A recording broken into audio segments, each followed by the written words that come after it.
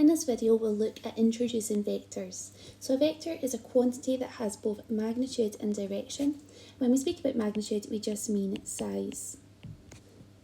So some examples of vector quantities include displacement and velocity, because each of them have got a size and a direction. So this vector here shows the journey from A to B. Okay, our direction is denoted with the arrow, and that lets us know that we are going from A to B. Okay. And as well, our magnitude is represented by the length of the line. So this vector can be written as the vector AB with an arrow pointing above going from A to B, or we could also call this vector vector U. Okay, and we write that with an underline under the U. Okay, we can see it's called U there. That just as well lets us know that this is a vector quantity. Sometimes instead of the underline, that could be written just in bold, so just a U in bold, and it also means that this quantity is a vector. So we can also think of them in component form. So we can think as well vectors are a set of directions, and they detail the journey from one point to another, okay, and they detail as well the shift in the direction of the x and y axes.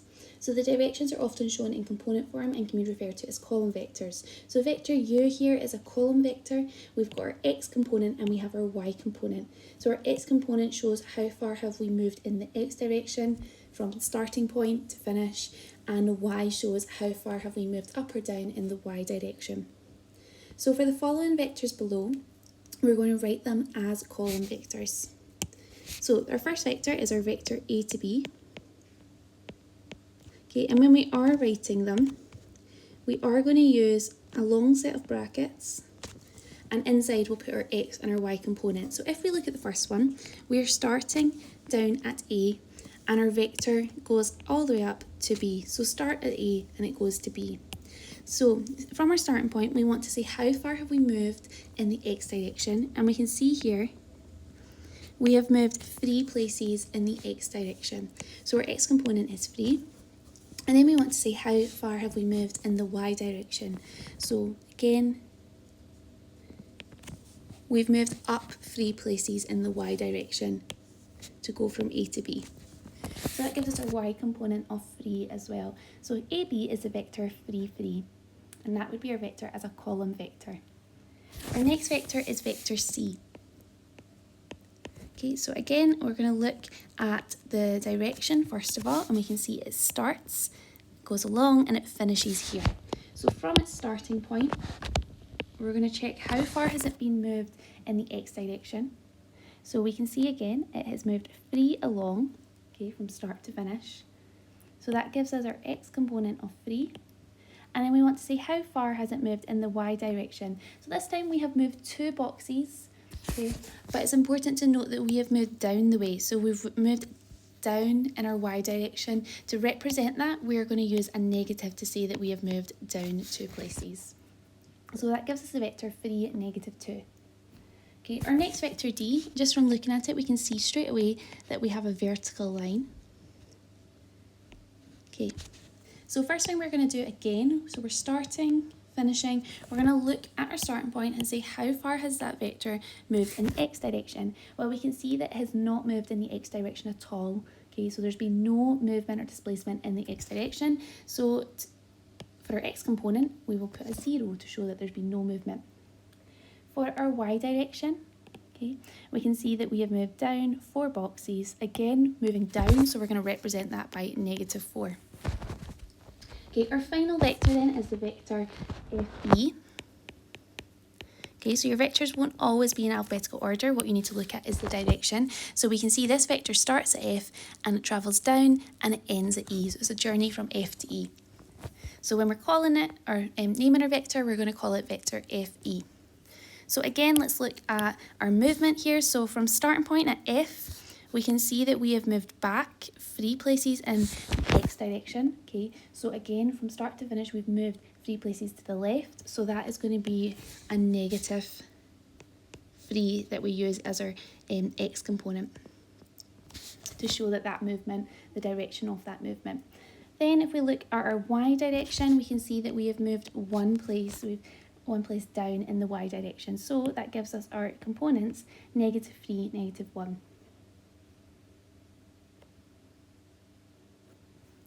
Okay, the next one we're going to look at is equal vectors. So two vectors are equal if they have the same magnitude and direction. So if we look at the components of these three vectors, u, v and w, well, we can see that u is the vector, and again, start to finish, we can see it goes along 2 and it goes up 3. So u is our vector 2, 3. We can see that vector v has the same components, it is also 2, 3. And vector w is also the vector 2, 3. So these vectors have got different start and end points, but they all have the same components and they have the same journey. So we can see then that u is equal to v and is equal to w. So if these vectors have the same components, then they're also parallel. Okay, so we know that equal vectors are parallel vectors. They have the same magnitude and they have the same direction. And we can see that they are all the same length and they all have the same direction. Therefore, they're parallel. Okay, last thing we're going to look at is negative vectors. So we're going to consider first of all the following vector A.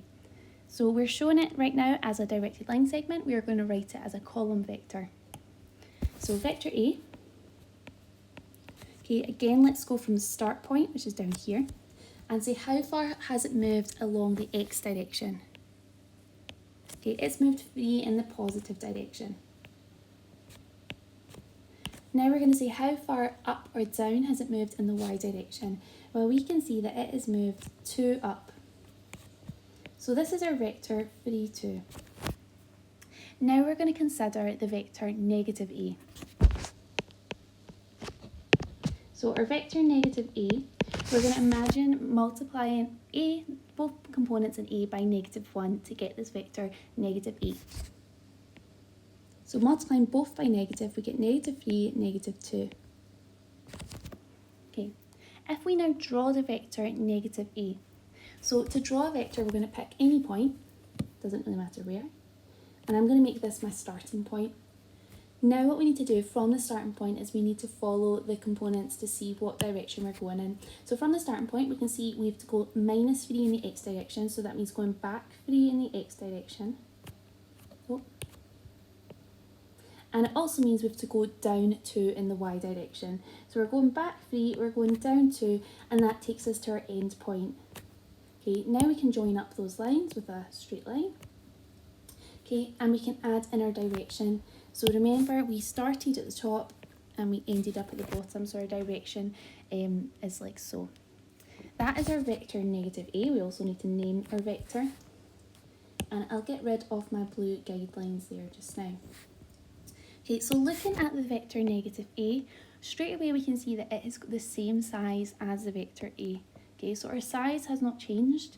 Negative vectors have equal magnitudes.